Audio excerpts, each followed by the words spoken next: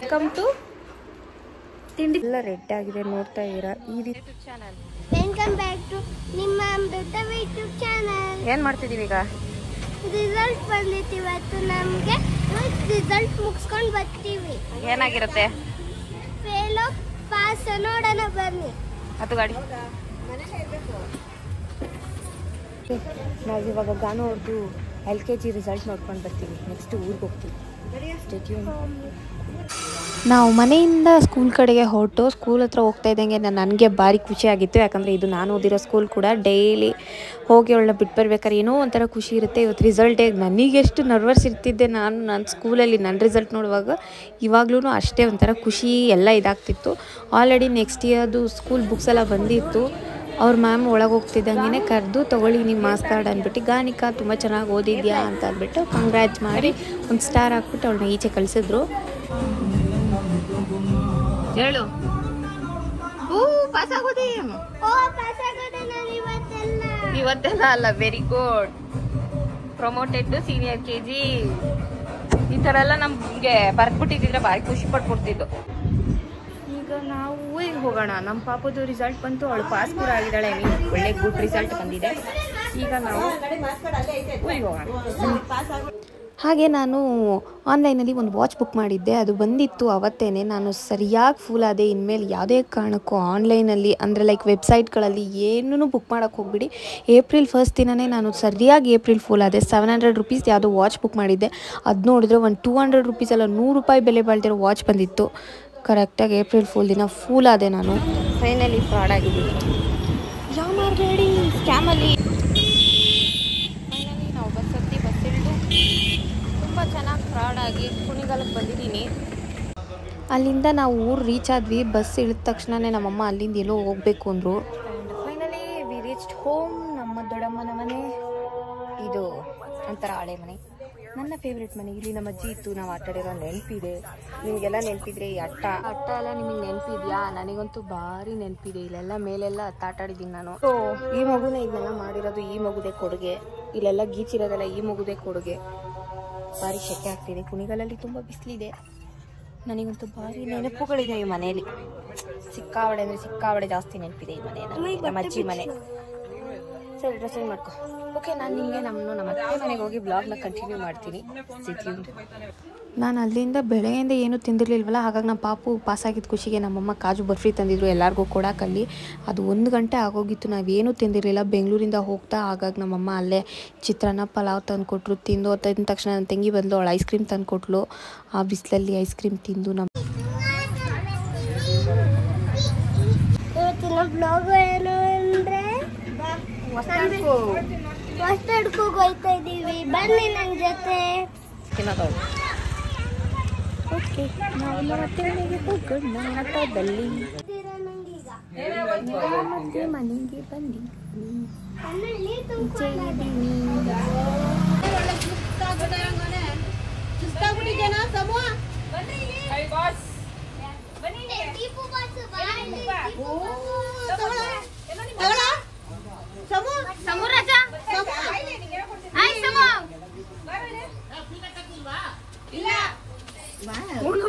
ಎಡ್ಗಾಲ್ ಪರ್ಗಾಲಲ್ಲಿ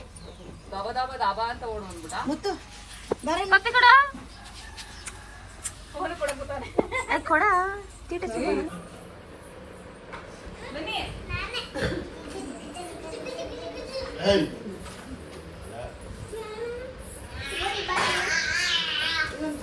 ಆಮೇಲೆ ಎಲ್ಲ ಬಂದ್ರಲ್ಲ, ಅಡುಗೆಗೆ ರೆಡಿ ಮಾಡ್ಕೊಳ್ಳೋಣ ಅಂತ ನಾನು ನನ್ನ ತಂಗಿ ಬೆಳ್ಳುಳ್ಳಿ ಬಿಡಿಸ್ಕೊಂಡು ಕೂತಿದ್ದು. ಆವಾಗ ನೋಡಿ ಸ್ಟಾರ್ಟ್ ಆಯಿತು.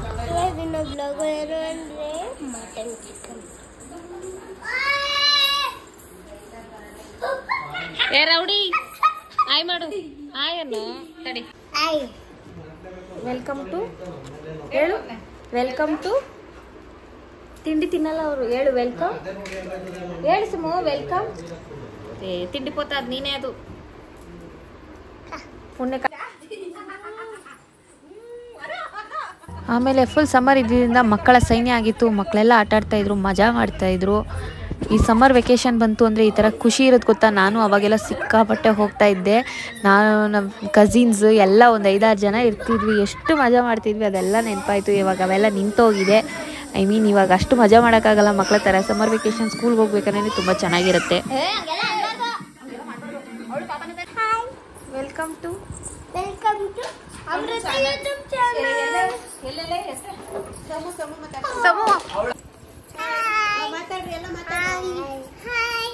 Welcome to Amrutha YouTube channel. ಕೊನೆಗೂ ನನ್ನ ಕೈಲಿ ವೆಲ್ಕಮ್ ಬ್ಯಾಕ್ ಅಂತ ಹೇಳ್ಸಕ್ಕಾಗಲೇ ಇಲ್ಲ. ಇನ್ನು ಮೂರುಗಡೆ ವಯಸ್ಸು, ಹಾಗಾಗಿ ನಾವು ಸ್ವಲ್ಪ ಮಧ್ಯಾಹ್ನ ನ್ಯಾಪ್ ತಗೋತಾ ಇದ್ರೆ ಇವರೆಲ್ಲ ನೀರನ್ನೇ ಸ್ಪ್ರೈಟು ಅಂದ್ಕೊಂಡು ಚಿಯರ್ಸ್ ಮಾಡ್ಕೊಂಡು ಕುಡಿತಾ ಇದ್ರು.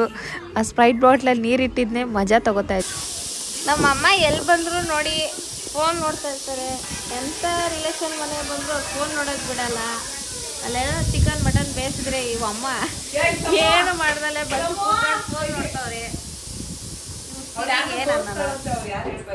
ನಾನಂತೂ ಟಿ ವಿ ನೋಡ್ತಾ ಇದ್ದೆ. ಆಮೇಲೆ ಹಾಗೆ ನೋಡ್ತಾ ಇದ್ದಂಗೆ ನಮ್ಮ ಅತ್ತೆ ಹೊಸದಡ್ಕಿಗೆ ಚಿಕನ್ನು ಮಟನ್ನು ಎಲ್ಲ ತಂದು ಹಾಕಿದ್ರು. ನನ್ನ ಪಕ್ಕ ಸಮೂ ಕೂತಿದ್ದ. ನಾವು ಒಳ್ಳೆ ಬ್ಯಾಟಿಂಗ್ ಮಾಡಿಕೊಂಡು ಚೆನ್ನಾಗಿ ನಿದ್ದೆ ಮಾಡಿ ಒಳ್ಳೆ ಸ್ಲೀಪ್ ಮಾಡಿದೆ. ಒಂದು 6 ಗಂಟೆ 5:15 ಮಲ್ಕೊಂಡು 7:45 8 ಗಂಟೆಗೆ ಎದ್ದೆ ಅವತ್ತಂತೂ ನಾನು. ನಾವು ಚೆನ್ನಾಗಿ ನಮ್ಮ ಅತ್ತೆ ಮನೇಲಿ ಬಂದು ನಿದ್ದೆ ಮಾಡಿ ಕಣ್ಣೆಲ್ಲ ರೆಡ್ ಆಗಿದೆ ನೋಡ್ತಾ ಇದ್ದೀರಾ. ಈ ರೀತಿ ನಾನು ನಮ್ಮ ಮನೇಲೂ ಮಲಗಿಲ್ಲ ಅಂದ್ಕೊಂಡಿದ್ದೀನಿ. ನಮ್ಮ ಅತ್ತೆ ಮನೇಲಿ ಅಷ್ಟು ಪೀಸಾಗಿ ನಿದ್ದೆ ಮಾಡಿದ್ದೀನಿ. ದಿಸ್ ಇಸ್ ನಮ್ಮ ಅತ್ತೆದು ಇಂಡಿಪೆಂಡೆಂಟ್ ಹೌಸ್ ಕುಣಿಗಲಲ್ಲಿ. ಚಂದ್ರ ಕಾಣಿಸ್ತಾ ಇದೆ, ಚಂದ್ರ ನೋಡ್ತಾ ಇದ್ದೀನಿ, ವಾಕ್ ಮಾಡ್ತಾ ಇದ್ದೀನಿ. ಕಾಫಿ ಕೊಡ್ತಾರೆ, ಕುಡಿತೀನಿ. ಪೀಸ್ ಆಗೋಂಗೆ ಇನ್ನೊಂದು ಸ್ವಲ್ಪ ಚಿಕನ್ ಮಟನ್ ತಿನ್ಕೊಂಡು ವಾಪಸ್ ನನ್ನ ಮನೆಗೆ ಬರ್ತೀನಿ. ನೋಡ್ತಾ ಇದ್ದೀರಾ, ಒಳ್ಳೆ ನಿದ್ದೆ ಬರ್ತಾ ಇದೆ ನನಗೆ. ಐ ಮೀನ್ ನಿದ್ದೆ ಹೋಯ್ತು, ಬಟ್ ಇಷ್ಟೊತ್ತಂತೂ ಒಳ್ಳೆ ನಿದ್ದೆ ಆಯಿತು. ಬನ್ನಿ ಹೋಗಿ ಕಾಫಿ ಕುಡಿಯೋಣ.